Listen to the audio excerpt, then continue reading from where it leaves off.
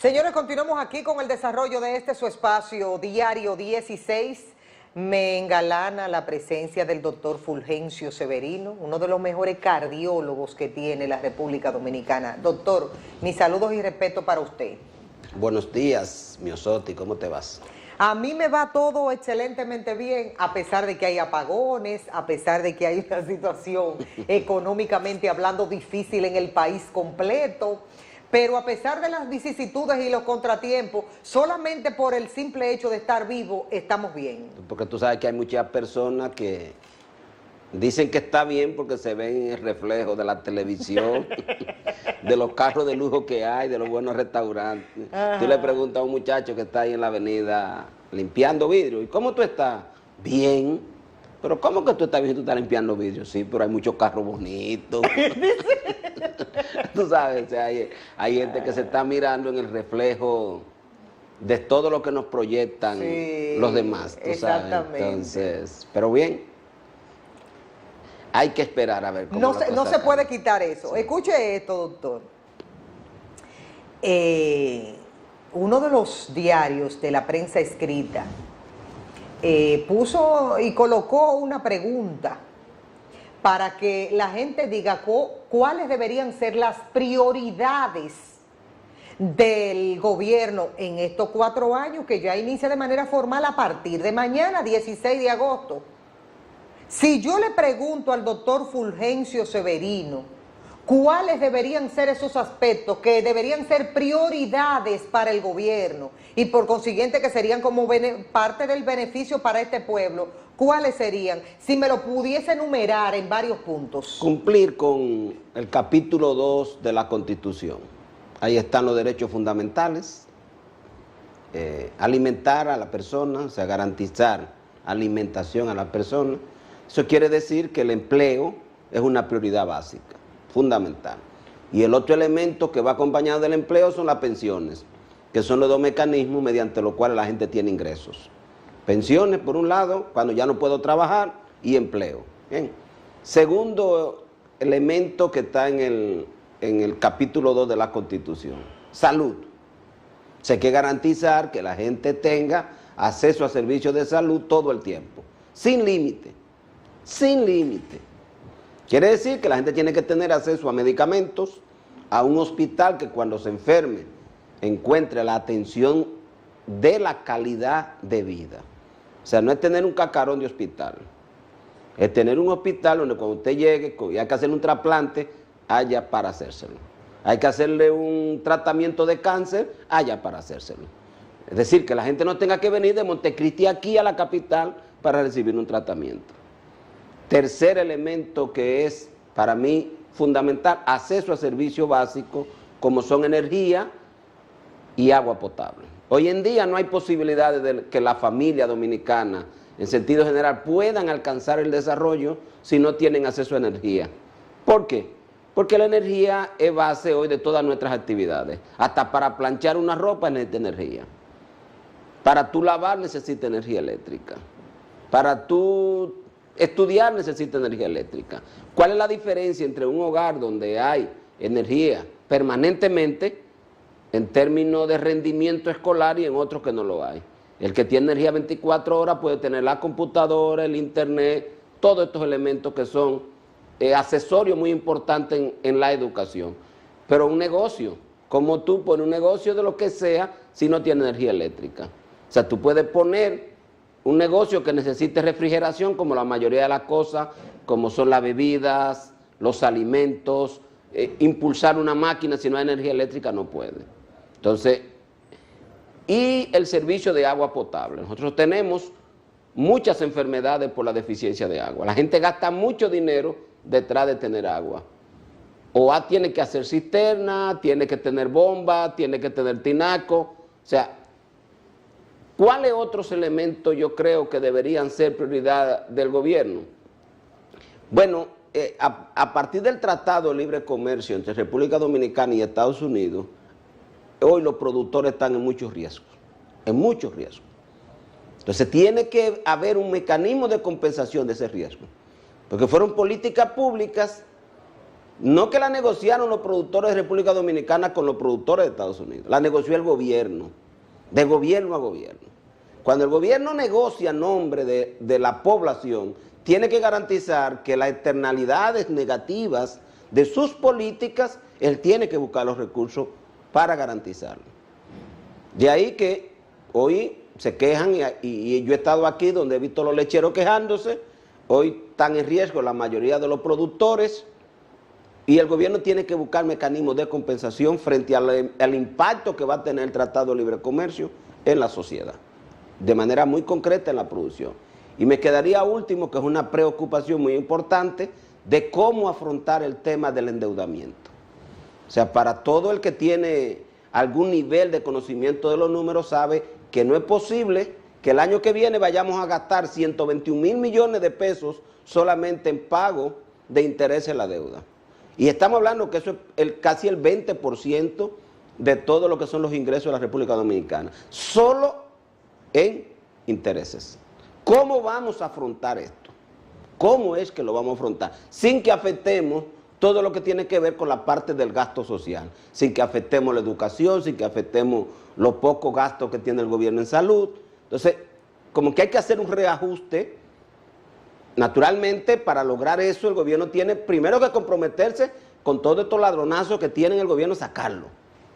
Gente que están haciendo que el presupuesto sea más chico, porque están haciendo negociaciones, porque andan detrás de comisiones, porque le están dando, de que tenemos una ley de contrataciones públicas, que hay que hacer concursos, pero son todos amañados.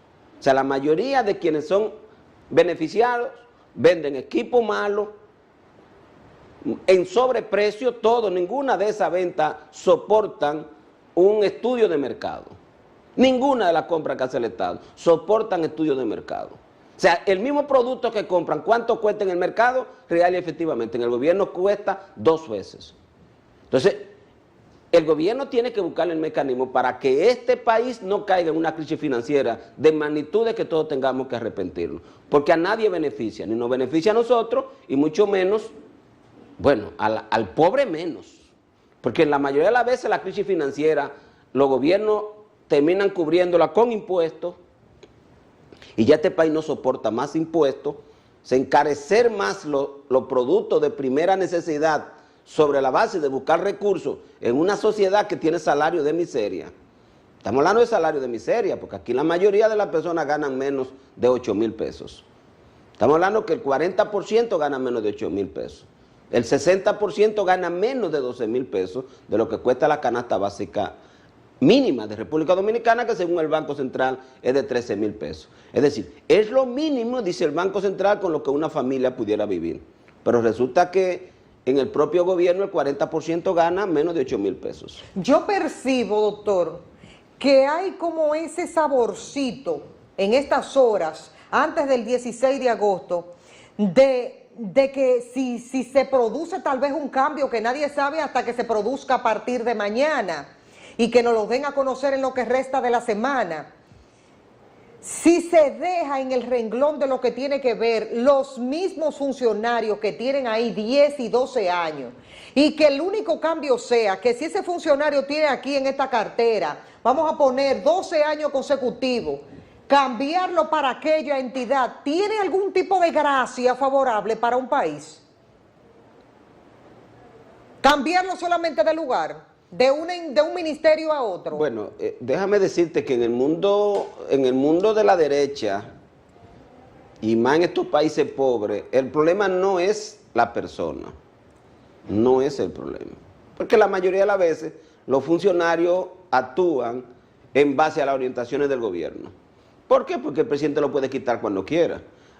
Yo no creo mucho en el juego de que Baute medio ambiente no sirve, que el deporte tampoco. Yo no creo mucho en eso. El gobierno en medio ambiente no sirve, porque el presidente de la República con un plumazo quita a cualquier funcionario.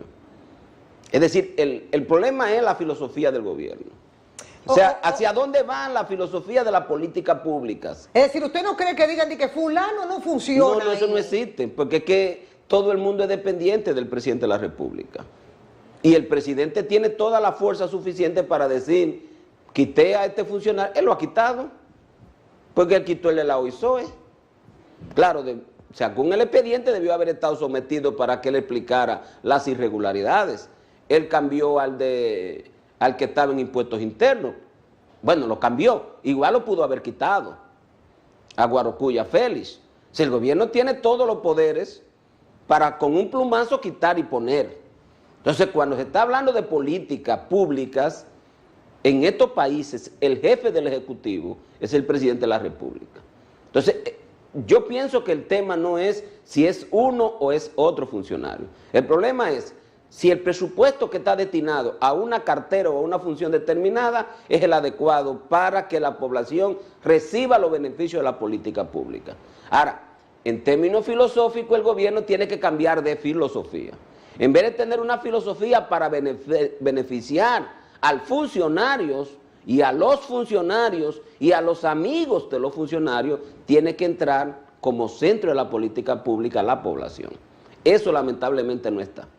Porque la política pública en República Dominicana está orientada casi siempre a beneficiar políticos y allegados, que estos allegados casi siempre fueron aquellos que financiaron las campañas. Y por eso se aceptan la sobrevaluación de todas las cosas que compran y construyen en el gobierno, y naturalmente eso achica el presupuesto y reduce las posibilidades de que la política pública mejoren la calidad de vida de la población. Entonces yo creo que en el gobierno lo que se requiere es, no sé, que alguien lo ilumine, ¿verdad? Que lo ilumine alguien y le diga, en estos 4 años el gobierno va a concentrar su filosofía de política pública en la población. Elemento número 1, redúcale los salarios a los funcionarios. O sea, no puede haber esta dicotomía entre un funcionario por hacer nada, pues no hacen nada. O sea, un ministro aquí no hace nada. Si usted le suma la cantidad de horas que tiene un ministro al día de trabajo, no pasa de 1 hora. No tiene nada que hacer. Y usted dice que usted le está pagando 300, 350 mil, 400 mil, 700 mil. Como que es demasiado dinero cuando usted tiene al lado a un empleado que gana 6 mil pesos. Como que es demasiado. Es decir, ¿cómo aumentó el salario de los funcionarios en estos 4 años del gobierno? ¿Y cómo no aumentó el salario de los empleados públicos? Eso te dice a ti cómo anda la filosofía del gobierno. O sea, en estos 4 años del presidente Danilo no hubo un solo aumento de salario de empleados públicos, pero sí lo hubo de forma excesiva de todos los funcionarios del gobierno.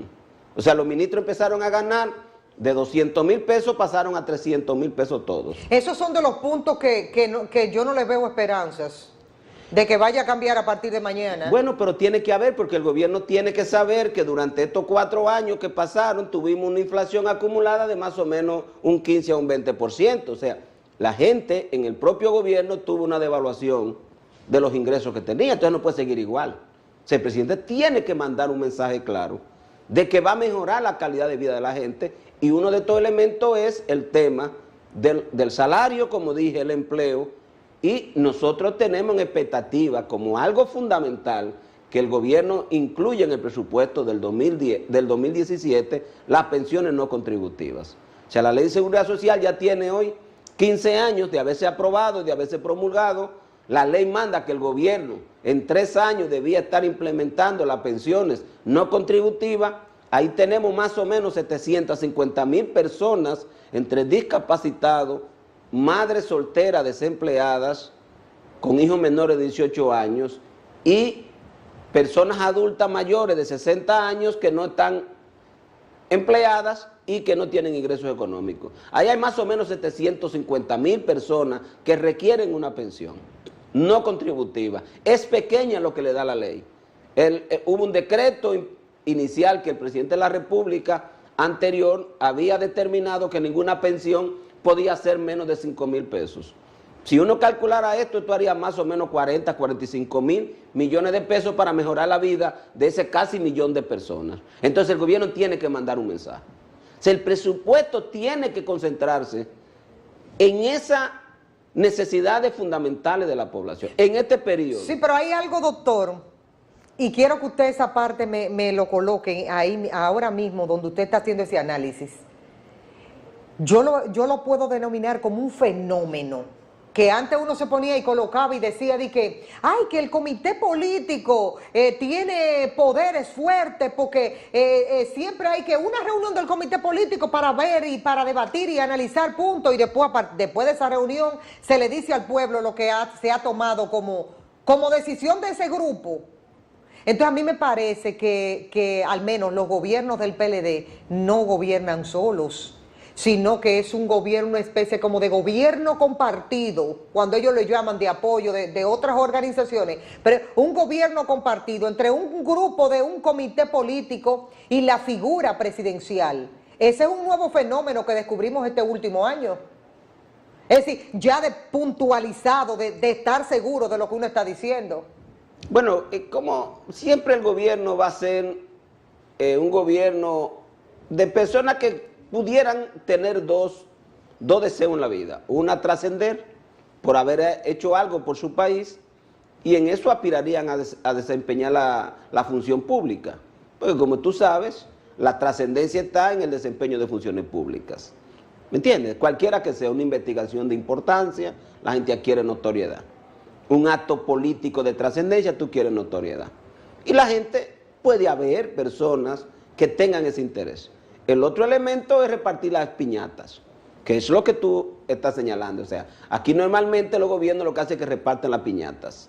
Le dan, por ejemplo, como ahora pasa en el Seguro Social, le dan a Miguel Vargas una piñata y empiezan a repartirse, a distribuir puestos, ya ningún funcionario de los otros sirve, empieza a poner todo lo de él. Pero todo el mundo sabe que ese no es el problema. El problema es si están los recursos para gestionar.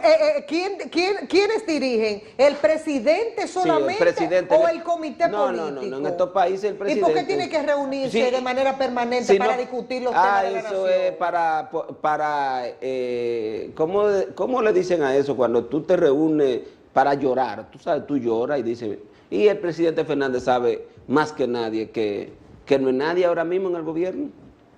Sí, pero y el presidente del partido. El comité político está conformado por un grupo de hombres y mujeres. Recuérdate que cada uno de ellos representan cuotas de dinero, porque ahí vale según la capacidad de tu dar dinero, según la capacidad de tu recolectar dinero, según la capacidad de tu movilizar personas, porque todos esos elementos confluyen para que el presidente vuelva a reelegirse. Desde ahí viene entonces la cuota de repartición. O sea, ¿por qué al PRD le van a dar una cuota? Porque él aportó un 4 o un 5% de los votos para que el presidente se reelija. Entonces hay que darle una cuota. Y a todos los aliados, al que puso poco le dan poco, al que puso más le dan más. Pero así se da lo interno de los partidos. Entonces los partidos, el que se quedó sentado le toca menos, o no le toca. Porque tú tienes a personas que han desaparecido totalmente. Entonces, eso me lleva a mí yo no puedo quitar Fulgencio. Claro que sí. Fulgencio es clave. No te lo van a quitar. Una persona que es determinante, no te lo quitan porque si no hay ruptura. Sí. Y si no, fíjate a ver lo que pasa con el grupo de los Castillo. Lo quitan, se produce la ruptura. Ya esos no son aliados. Los aliados son otros. Es decir, la política siempre en el desempeño de la función pública va a tener como elemento básico quienes te acompañan en el proyecto presidencial. Ahora, el elemento fundamental es cuál es la filosofía de ese funcionario público. Porque si la filosofía de ese funcionario público es desempeñar una función acorde con los intereses de la población, no importa que pongan a Miosotti, a Severino, a quien sea. Ahora, cuando esa filosofía es para que esta gente vaya a enriquecerse, tú puedes poner a quien tú quieras. Y ese individuo lo que va es a ganarse un buen salario, va a hacer negocio por fuera, que es lo que hacen. Te montan una empresa de gente allegada permanentemente para los fines de salir de ahí con una empresa. Por eso la mayoría de o se dice que una gran cantidad de los funcionarios del PLD acumula tanta fortuna que termina siendo empresario. Pero empresario ¿de quién? Del gobierno. No es que ellos montan una empresa y salen a vender fritura a la calle, porque eso es muy duro. Ellos salen y montan están en el gobierno a través de familiares, allegados y testaferros, negocios para venderse ellos mismos. Y viendo ese panorama, así como usted lo analiza, doctor, Y hemos finalizado y hoy podríamos hablar de estos 4 años, de estos primeros 4 años del gobierno del presidente Danilo Medina Sánchez. Entonces, ¿qué haría la diferencia a partir de mañana de lo que pueda anunciar el presidente? ¿Solamente los puntos que usted nos identificó en el inicio del programa? O sea, a mí me parece que el presidente va a continuar con su modelo de gobierno, no va a hacer nada. Él va a producir algunos cambios para tratar de crear algún nivel de impacto. Pero no tiene posibilidad de cambio, porque cambiar quiere decir renunciar a la política de la corrupción, que no creo que en el PLD hay ese interés, porque en el PLD hay una lucha entre el grupo del presidente y el grupo del pasado presidente de quién acumula más, como elemento fundamental. Segundo elemento que me parece que no van a generar cambio, no se nota una conciencia clara del presidente de la República de romper con las políticas económicas dominantes. La política económica dominante de estos tiempos son libre comercio, a pesar del impacto tan negativo que tienen en la sociedad, bajos salarios para la mayoría de los empleados, poca protección social para la mayoría de las personas de la sociedad. Entonces a mí no me parece, yo no veo en el horizonte que ese sea el interés. Vamos a seguir con el desastre deportivo que tenemos. Acá se van a acabar los Juegos Olímpicos, donde se pone en evidencia que el país nuestro no invierte un peso en deporte. Por eso el nivel de rendimiento que tenemos no se corresponde con el rendimiento económico que dice el Banco Central que hemos tenido en estos 4 años. Igualmente pasa en salud. Si tú analizas salud, oye, el Banco Mundial publica una gráfica muy bonita. Nosotros, en el año 1995, se invertía en el país 100 pesos, $100 por cada persona en salud. En el año 2014, 264 pesos, $269. ¿Cuál es la diferencia? ¿Cuántas veces se multiplicó esto? Diríamos que 2 veces, 2 veces y media. Ahora, ¿cuál era el presupuesto de la República Dominicana? En el año 1995, 26,000 millones de pesos. ¿Cuánto es el presupuesto de la República Dominicana? En el 2014, 500,000 millones de pesos. Es decir, el presupuesto se multiplica por 20, por 30, mientras que la inversión en áreas tan fundamental como salud apenas por 2 veces. Igualmente pasa con el salario. Igualmente pasa con áreas fundamentales como energía eléctrica. ¿Por qué son los apagones? Porque el gobierno, en vez de aprovechar la reducción que hubo en los precios de los combustibles y por lo tanto en la tarifa eléctrica para comprar más energía y que la gente, en vez del gobierno estar comprando 1,000 kilowatt-hora, hubiese podido comprar 2,000 kilowatt-hora. ¿Qué hizo el gobierno? Que cogió todo ese dinero y lo metió en Punta Catalina. Es decir, es donde está el interés de las políticas públicas. El presidente de la República pudo muy bien en estos 4 años casarse con la gloria y decir que estuviéramos recibiendo todo el país 24 horas de energía eléctrica, porque tuvo las condiciones adecuadas, pero esas condiciones las utilizan para hacer negocios. ¿Cuál es el negocio? Punta Catalina y el puerto. Más de 2,000 millones de dólares, un negociazo para todo el que está envuelto. Haya o no haya corrupción, para todo el que está envuelto. O sea, la política. ¿Y cuál es la justificación? Que necesitamos más energía. Pero ¿para qué usted necesita más energía si usted lo que compre 1,000?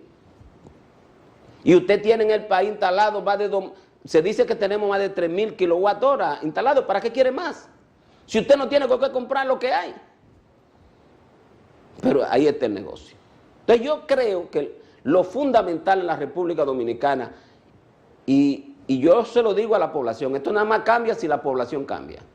Si la población no presiona para que el voto deje de ser un compromiso por un miserable empleo de 5,000 pesos, que te quitan cuando le da la gana, o para que me den una hoja de zinc, o para que me den 200 pesos, y cambian eso por un país con seguridad social, con pensiones para los envejecientes, los discapacitados y las madres desempleadas, con servicios de salud permanente en el hospital. Permanente, no el cacarón de hospital que tenemos y los 56 hospitales que el gobierno dejó cerrados durante 4 años. Y no pasa nada. Y todos los días tenemos más gente que muere porque no hay servicio de salud. Entonces, si no hay un cambio, que haya agua permanente, esta es la única isla que no hay agua permanentemente. donde la gente tiene muchas enfermedades por el mal manejo del agua, dengue por el agua, chikungunya por el agua. Hasta que nosotros no tengamos agua 24 horas al día en las llaves, no vamos a dejar de tener estas enfermedades, algunas de las cuales generan mucha discapacidad, como es el caso de la chikungunya, y otros generan muerte, como es el caso del dengue, que genera mucha muerte. Yo creo que mañana o a partir de mañana podría el presidente entonces casarse con la gloria. ¿Tú crees? Porque a raíz de todo lo que nosotros estamos planteando aquí en este programa, sin ningún tipo de apasionamientos, si el presidente ya lo tiene agendado, porque ya el presidente tiene que tener todo eso listo de lo que él va a hacer a partir de mañana. Yo espero en Jesucristo que aunque sea tenga la mitad de eso. Esa claque del PLD lo tumbaría. Esa claque del PLD ya no aguanta un gobierno bueno, no lo aguanta. Es que esa claque del PLD está en política detrás de riquezas. ¿Y tú te crees que es verdad que una persona puede sentirse conforme con un salario de 750,000 pesos al mes en este país? Es una gente honesta, que no se atreve a decir, señores, esto es una cosa abusiva y excesiva. Sí, pero yo hay mucho y pertenecen al sector suyo, doctor. Ajá. Lástima que se nos fue el tiempo. Doctor, gracias por venir. Bueno, a ti, tú sabes, siempre a tus órdenes. Señores, tenemos que irnos a la pausa comercial. Al regreso, seguimos en estas mismas lides. Vamos a analizarlo ahora económicamente hablando con uno de los mejores que hay en el país, el economista Carlos Cuello.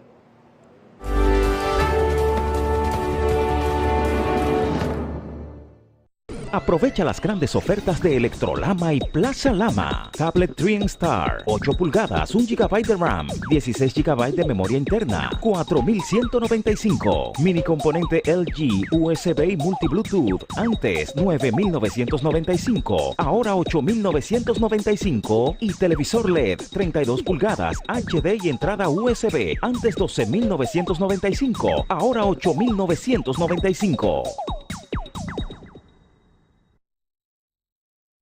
Este año escolar, regresa a clases con Plaza Lama. Mochilas Joy Sport, 15 pulgadas, 105 pesos. Mochila Doctora Juguetes, 14 pulgadas, con rueda, 650 pesos. Mochila Minions, 12 pulgadas, con rueda, 745 pesos. Mochila Spider-Man, 16 pulgadas, con rueda, 950 pesos. Y mochila Wilson, varios diseños y colores, 695 pesos. Regresa a clases con Plaza Lama, la super tienda.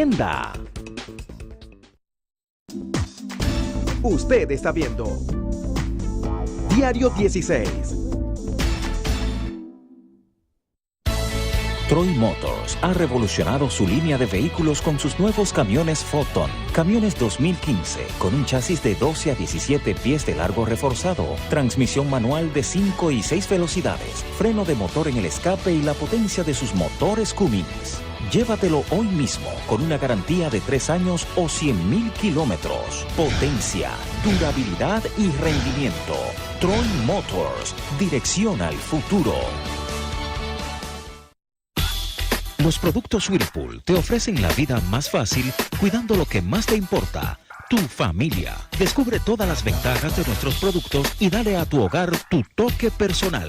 Las lavadoras Whirlpool poseen una tecnología para el máximo cuidado de las prendas con 12 ciclos preprogramados, sistemas Adaptive Wash y Load & Go, controles y sensores electrónicos. Las neveras Whirlpool te ofrecen diseño y flexibilidad de espacios para lograr la configuración perfecta y mantener la frescura de los alimentos. De venta aquí, en tu supertienda Plaza Lama y Electrolama.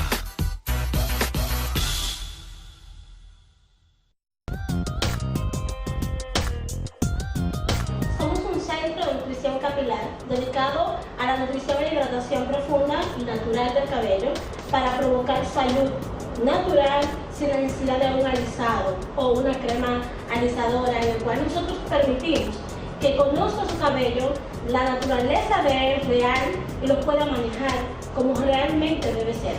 Caina Natural Health Center te muestra hoy un sistema con la capacidad de transformación de texturas a lo natural. Visita Caina Natural Health Center y dile no a los alisados.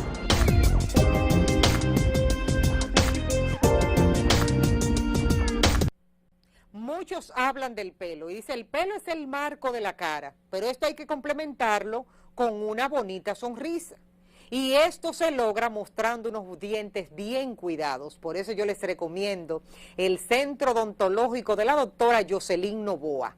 ¿Dónde puede encontrarla? Bueno, en el tercer nivel de la Plaza Quisqueya. Ahí usted puede ubicar a la doctora Jocelyn Novoa, todo ese equipo que las va a atender como un príncipe o como una reina y va a tener esa sonrisa 100% bien cuidada, con unos dientes limpios, blancos y sobre todo con el sello de calidad de Odonto Group.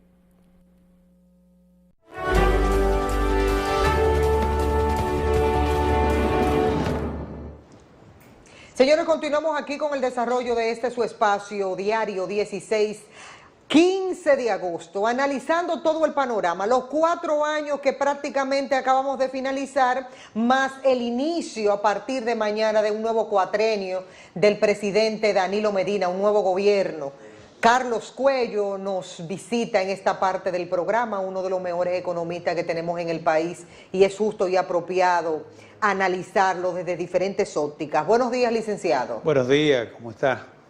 Todo tranquilo y bajo control. El doctor Fulgencio Severino no le gusta que yo diga de que bien, porque si no hay luz y hay muchísimo inconveniente, muchos órdenes, de que para qué decir bien. Yo soy abanderada de decir bien, porque hay que seguir luchando.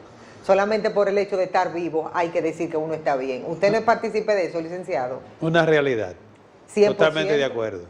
Le voy a colocar varios aspectos de lo que la gente ha estado hablando, de las expectativas, de lo que espera, y usted lo comienza en el punto que usted considere necesario.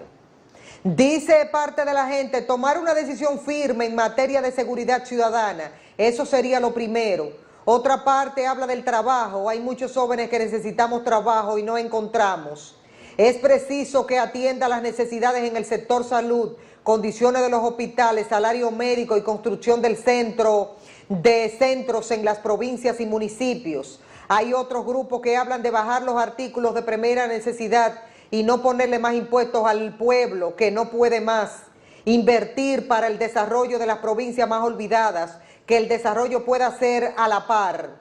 Mejorar el sueldo de los policías y demás cuerpos castrenses. Atacar la corrupción y renovar su gabinete. Crear una reforma judicial que acabe con la delincuencia y el amiguismo, donde no haya inmunidad para nadie. Transporte, no es justo que después de trabajar todo el día tengamos que pasar una travesía con los carros de concho y las guaguas. La luz, porque esta situación no es tan fácil con estos apagones y esas alambradas de los barrios. Crear posibilidades para los jóvenes para que se desempeñen más y no se conviertan en delincuentes. Luchar por el medio ambiente, limpiar los ríos y reforestar. Arreglar los puentes y carreteras para continuar con el desarrollo de la agricultura, construir acueductos para que las personas tengan buena calidad de agua, viviendas, muchas más para los más desposeídos. Yo como ciudadano pondré siempre énfasis en la educación. Prácticamente la gente lo abarcó todo en sentido general. ¿Con qué se casaría este nuevo gobierno de Danilo Medina con la gloria de todos esos aspectos? Bueno, de resolver todos esos aspectos simplemente pasaríamos a la categoría de país desarrollado.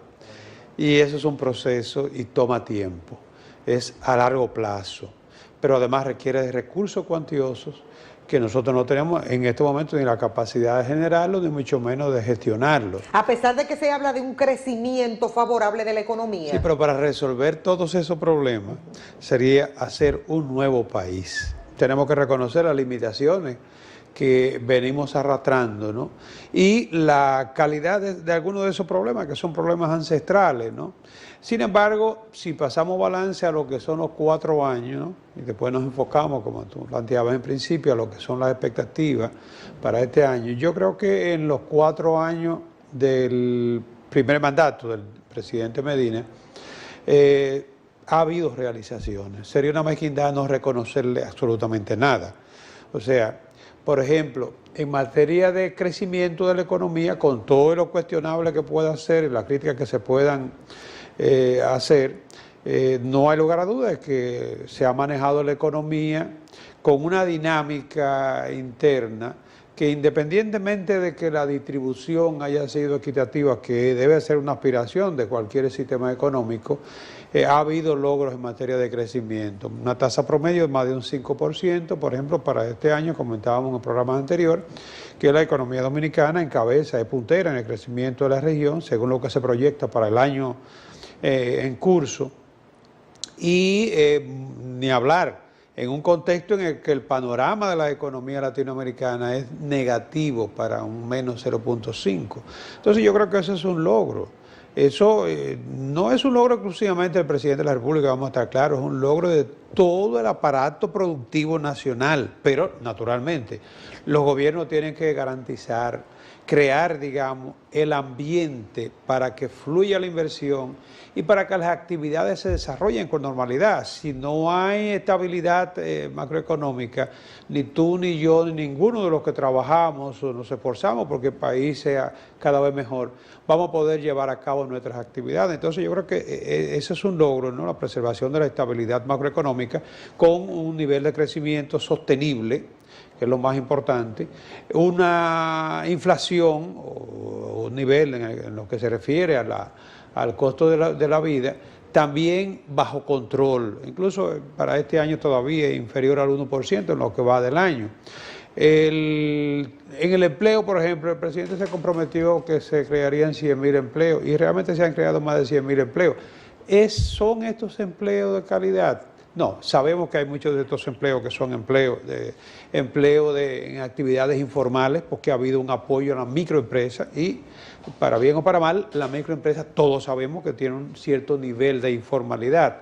Una informalidad que, bueno, se podrá criticar, pero si tú tienes un pequeño negocio y tú lo que estás es rompiendo corozo y abriéndote espacio, a ti no se te puede exigir que maneje una contabilidad, que pague un contador, incluso el mismo trato fiscal para una microempresa. No puede ser la misma burocracia que se le exige a una empresa formal. Entonces, lamentablemente se han creado muchas empresas. Hoy sale una información ahí de estadística de la cantidad de establecimientos y de cómo la pequeña y la microempresa dominan prácticamente. Solamente un 0.1% genera más de 100 empleos. Todo eso es verdad, pero en definitiva son, digamos, medios de vida que tú le proporcionas a la gente. Entonces, en ese aspecto también yo creo que ha habido logros importantes a lo largo de estos 4 años. Se concluyó lo que fue está prácticamente concluida lo que es la segunda etapa del metro, el Santo Domingo, la tercera, ¿no? Sí, la tercera, porque la segunda fue hasta el 9 y esta se extiende hasta el otro lado, ¿no? Creo que también este proyecto en la parte de transporte, lo que es el teleférico. Pero con todo lo que nosotros leímos antes de iniciar esta entrevista, le dice a uno como que prácticamente la gente percibe que no se hizo nada en todos esos aspectos. No, yo pienso que la gente lo que se resalta de esa entrevista es que los problemas siguen siendo los mismos. Lo mismo. Pues entonces, ¿qué? ¿No se mejoró? Ha habido mejoría, ahí es donde voy. Ajá. Mejoría sí, solución no. ¿Cuál es la diferencia? Bueno, en la mejoría, por ejemplo, si tú tenías, digamos, un 40% de tasa de pobreza y de esa tasa ahora logra bajarla, digamos que a un 30%, ha habido mejoría. Que todavía ese 30 nos sitúa por encima de lo que es la media o de lo que eran los objetivos planteados o el compromiso que se asumió, eso es otra cosa. Entonces, pero mejoría ha habido. Ahora, solución, no la ha habido. En el caso de energía, por ejemplo. Por eso la gente puntualiza los mismos problemas. Claro, y tienes razón, ¿no? Pero en el caso de educación, por ejemplo, bueno, no se estaban asignando recursos suficientes a educación. No te voy a decir que se está asignando lo ideal, pero es indiscutible que ha habido mejoría en el sector de educación porque se han construido cualquier cantidad de planteles que antes no había construido. Y la construcción de esos planteles han dejado un valor agregado porque muchos ingenieros han participado. Que no se le haya cumplido a todos, pero no quiere decir que a ninguno. ¿Podríamos nosotros decir, usted que tiene tanta experiencia, que es economista, este es un gobierno que está quebrado? No, yo no creo que el país esté quebrado. Sí es cierto que el modelo económico debe ser reorientado. No digo que de inmediato, así, no digo que de shock, pero sí debe ser reorientado porque hasta ahora todos esos logros se han llevado a cabo con mucha estrechez financiera por parte del gobierno. ¿Y cómo el gobierno ha suplido esa estrechez financiera? Bueno, el gobierno lo que ha hecho es endeudarse. O sea, el nivel de endeudamiento, y esa es una de las sombras, si se quiere, se ha ido elevando y es una de las críticas que permanentemente se le hace. No es que tengamos un nivel alarmante de endeudamiento, porque si tú comparas el coeficiente de deuda nuestro, todavía está por debajo de un 50%, y claro, lo ideal no es que nos situemos o nos veamos en el escenario de Grecia o de cualquier país de eso, ¿no? Pero el gobierno ha tenido que acudir con frecuencia al endeudamiento. Entonces, ese nivel de ese modelo económico sobre la base financiera de crecimiento con deuda tiene sus riesgos. Y yo creo que es una de las partes que el gobierno necesariamente tiene que reenfocar, ¿no? Porque no puede seguir bajo ese esquema. Precisamente se está planteando lo que es la reforma fiscal. O el gobierno, como ya hemos dicho en reiteradas ocasiones, asigna mejor los recursos que están ingresándole o lo financia con deuda, que ya dijimos que ese camino hay que cortarlo, o mejora los ingresos. Ajá. Ok. O gasta menos o ingresa más. Ajá. Explíqueme los dos aspectos. En el caso de que gasta menos e ingresa más, ¿cómo podría lograrlo? Gastar menos implicaría lo mismo que está recibiendo, pero reorientar el gasto hacia aquellos sectores donde se logre un mejor rendimiento. Y por supuesto, en vez de tener una nómina tan supernumeraria, bajar un poco esas nóminas o dispendiar menos recursos en actividades que todo el mundo sabe que son menos productivas que otras. O sea, asignar mejor los recursos, mejorar la calidad del gasto, sobre la base de que incluso con esos mismos ingresos se podrían hacer mejores cosas. Pero si el gobierno mantiene lo que es su estructura, va a requerir más ingresos para evitar ese cúmulo de endeudamiento. Y en ese caso, ¿de dónde saca ingresos? Y requerir más ingresos significaría más impuestos. ¿Pero dónde lo va a sacar? Obligatoriamente. Cuando tú quieres más ingresos, tú consigues más publicidad o te mueves más. Sí, claro. Pero cuando es el gobierno el que necesita más ingresos, lo que tiene que hacer simplemente es incrementar las recaudaciones. Y incrementar las recaudaciones implica, de alguna manera, impuestos. Y justamente está en debate una reforma. Estamos en el proceso de buscar el diálogo, el pacto, una reforma fiscal, precisamente para colocarle más impuestos actualmente, como está el país económicamente hablando, el ciudadano de a pie, el común y corriente, ¿qué implicaría? Porque ¿qué mejoría entonces vería ese ciudadano, ese pueblo, si tiene que pagar más de lo poquito que tiene? Mira, depende a quién le cobremos impuestos, porque si le cobramos impuestos a los que más pueden, a los que han acumulado riquezas. Entonces eso es justo en cualquier país del mundo, ¿no? Pero si le vamos a seguir cargando los impuestos justamente a los que menos pueden... Cuello, quiero hacerle una observación, porque aquí hay una confusión grande en eso. Esto es muy personal. Cobrarle impuestos de que al que más tiene es relativo. El que más tiene me lo va a cobrar a mí, que voy a sus negocios a comprar. Depende del tipo de impuestos, por eso te digo, si son impuestos indirectos, si son impuestos al consumo, totalmente de acuerdo contigo. O sea, el impuesto es a la gasolina, a los combustibles, a lo que tú comes, a los servicios. Sí. Entonces sí, pero tú puedes aplicar impuestos sobre la renta, sobre las utilidades, por ejemplo. En ese caso sí, tú se lo vas a cobrar.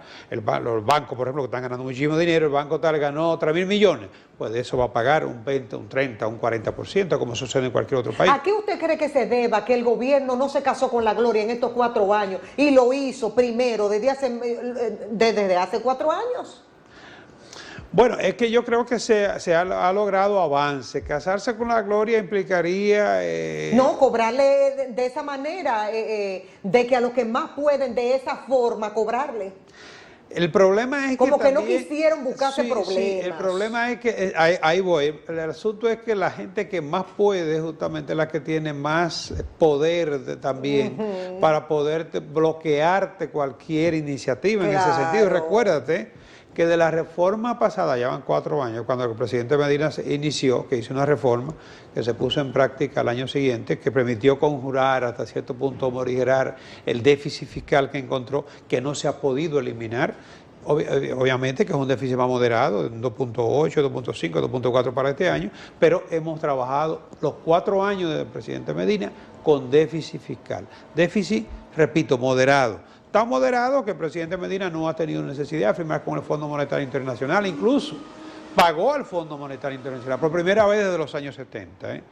Entonces, él se ha podido manejar hasta cierto punto, como te digo, ese crecimiento por esa vía. Pero la pregunta tuya, ¿por qué no se ha podido poner en práctica, digamos, lo que es ese impuesto? Mira, hace 4 años se aprobó un impuesto para la placa. Está ahí, y ese impuesto debe generar alrededor entre los 2 y 3 mil millones de pesos para el gobierno. ¿Por qué no se ha puesto en práctica? No es por el carro tuyo, el carro mío, que a lo mejor son vehículos utilitarios y no tienen por qué ser afectados. Pero de acuerdo con ese proyecto, los vehículos de lujo y super lujo, que hay muchísimos en la calle Santo Domingo, ¿no?, deberían pagar una placa diferenciada que llega creo que a los 10.000 o hasta los 20.000 pesos. No se ha puesto en práctica eso. ¿Por qué? Y está aprobado, que fue aprobada en la reforma pasada. Ese es un impuesto justo porque se grava los bienes de capital.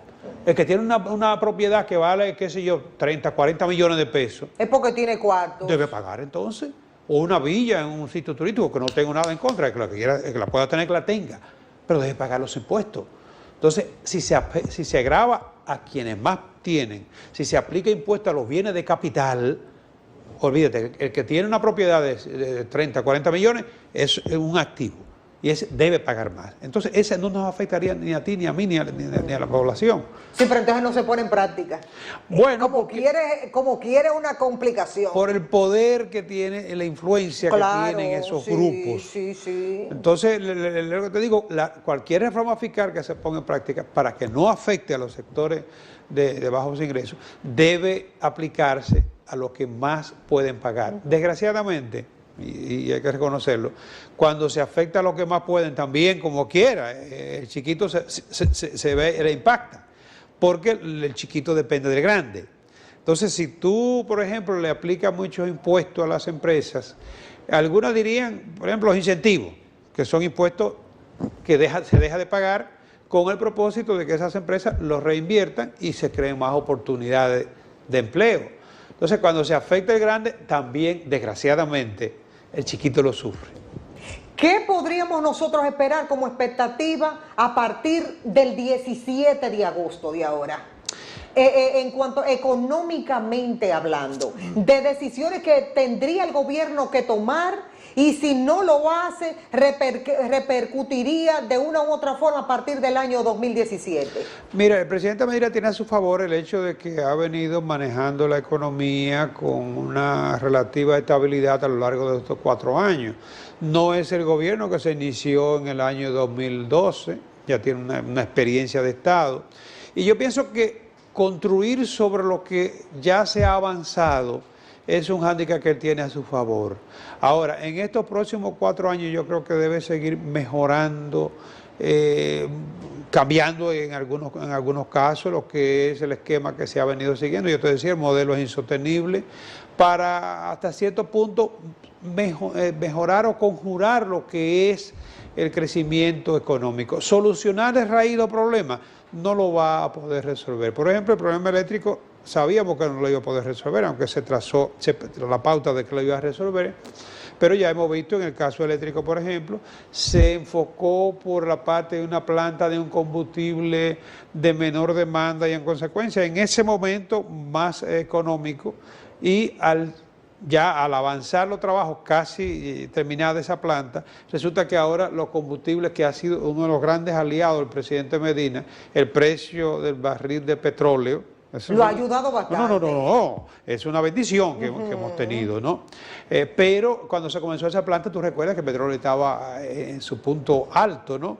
Y el carbón, pues, es un combustible mucho más bajo costo. Sin embargo, la planta, con toda la crítica, ahorita ya la planta creo que el año pasado, el año que viene entrará en funcionamiento, pero eso no va a resolver después de raíz el problema eléctrico, porque hay unos problemas estructurales en el sector eléctrico que se están debatiendo ahora en el pacto eléctrico, ¿no?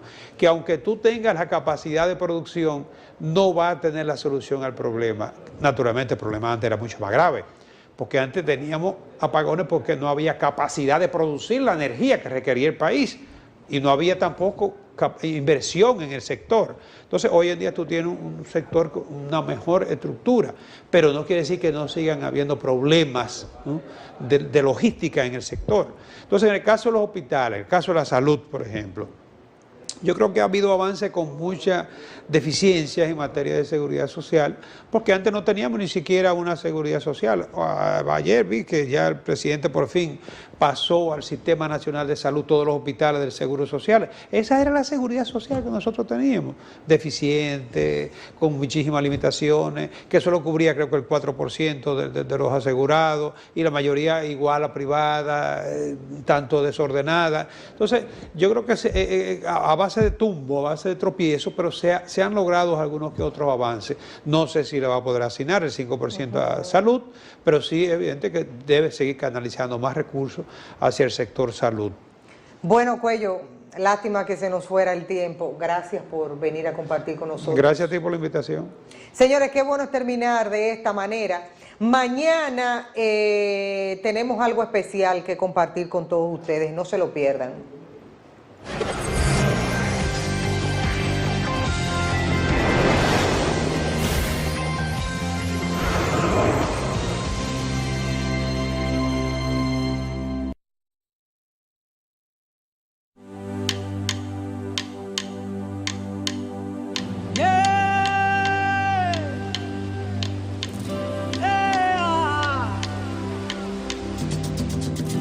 Yeah.